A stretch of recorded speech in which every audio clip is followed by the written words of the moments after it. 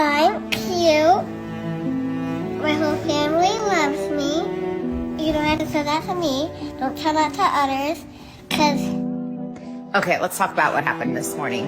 Took the kids to Jumpity Bumpity or whatever in Concord, and it was a lot of fun. They were really enjoying themselves, having a good time. Tons of kids there. And Isabella then came up to me about 40 minutes into it. Mommy, there's a little girl that won't share the zip line with me. She said that she's weird looking, she has a weird face, she doesn't want to share with anybody that looks like her, and she said some other things. Bella showed me. I went up to her and I was like, there was a group of little girls all playing together, and I said, hey, let's all be nice to each other. You know, when we're all really nice, we can make a lot of friends. Let's all play together and let's all remember to share. And this little girl looked at me and she said, no, not with that girl.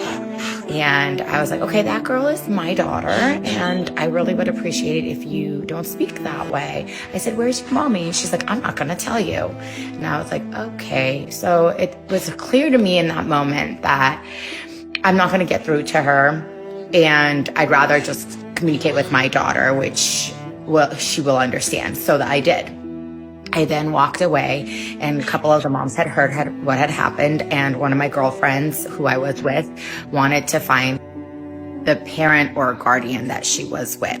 So my girlfriend found the parent, and we both went up to the guardian, I should say, because we're not sure if that was the parent or the grandparent. But we went up to him and addressed the issue, and the response was that it's an ongoing-ish situation, and she has behavioral problems, so on and so forth. He apologized on the behalf.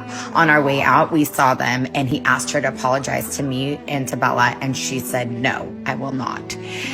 This was the first time that something like this has occurred where there's not an apology followed or communication with the child. I did not see him communicate with the child after the incident. I just saw them walk out after. And I think when something is not communicated within that moment or addressed to that child, it has to be done within that moment so that that child understands what he or she had done and what he or she should do. That's the best advice I can give you. As far as how I handled the situation, I was actually really nervous. So thankfully I had somebody with me that initiated all of this.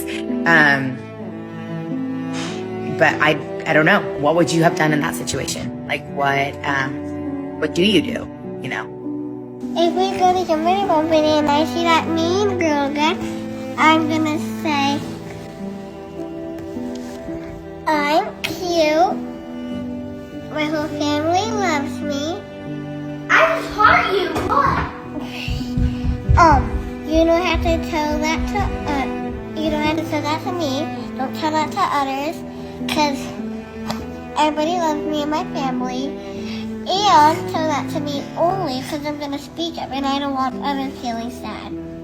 You're going to speak up because you don't want her to do that to other kids. No, I don't want them to feel sad.